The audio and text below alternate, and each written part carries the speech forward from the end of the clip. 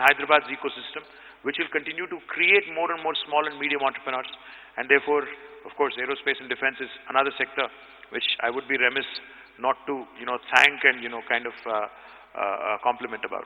Absolutely, sir. Well said. And I think to that point, MTAR, another organization, recently, they just, it was a proud moment for all of us, right? Because some of the critical components that went into some of the satellites which was launched recently, MTAR had supplied some of them. So it's a very proud moment for us when it goes from Hyderabad to... Well, even the French nuclear submarine, Scorpion, yes, 30% of the components are made here. Made here. So lots of things, I can go on and on Absolutely. about. We can have a fascinating conversation another day when there is no election around. So you did talk about the electronics industry and electronics industry. Elections gurinchi adagava. You're going on and on about industry and IT. Come on, man. I need to ask people to vote for me also. I'm doing good work. Please vote. That is what I'm going to ask. I'm not going to beat around the bush, Well, I always keep the best towards the last, sir. Anyway, I think it's all very important for everybody to be able to understand, appreciate, and take the informed decision to vote. So that's very important too. So electronics and the high-tech manufacturing, this is another huge area. I think you already alluded to that point.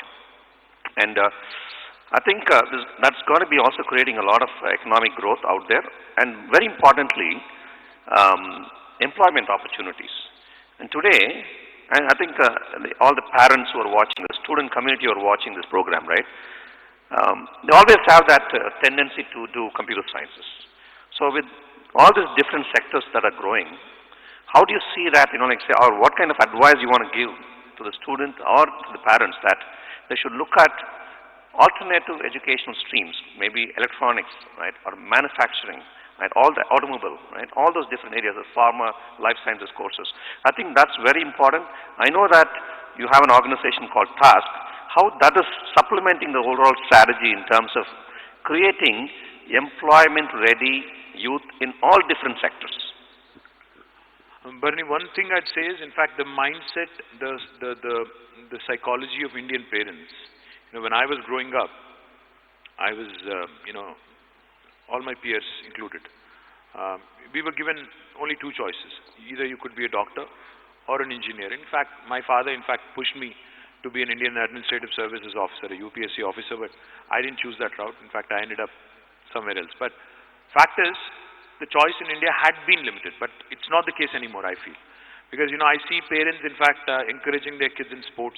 In fact, I see some of these young parents who actually are pushing their kids into things other than academics and saying, you should continue to pursue your dreams and talent, what is innate and inherent. So, I see the trend changing. So, therefore, I believe that not only in sciences, the STEM as they call it, science, technology, engineering and math, there are a lot of other areas where Hyderabad, where Telangana, where India can actually make its presence felt. Because now, healthcare is another very important sector, where I believe, like how India went through a revolution from the late 90s until, which is currently also underway in IT, I believe healthcare also will hold center stage for at least the next 1 decade or more. The reason why I believe that is because governments today, after having been woefully exposed, with the lack of adequate medical infrastructure across the world, I'm not talking only Telangana, I'm not talking only India, prapanchavyaptanga medical infrastructure takko undi saripada ledu ani ardhamain tarvata, I think governments have no choice now but to invest in healthcare. So therefore there are a lot of opportunities also in healthcare. So if I am to appeal to the parents, I would say, please look at all the emerging technologies.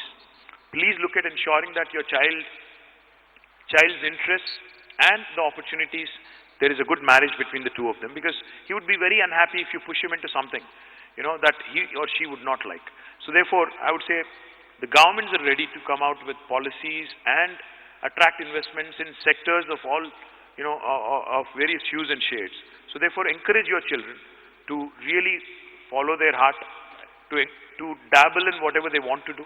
Not only science or not only engineering, not only math, you have to start looking beyond these things. You could look at other spheres.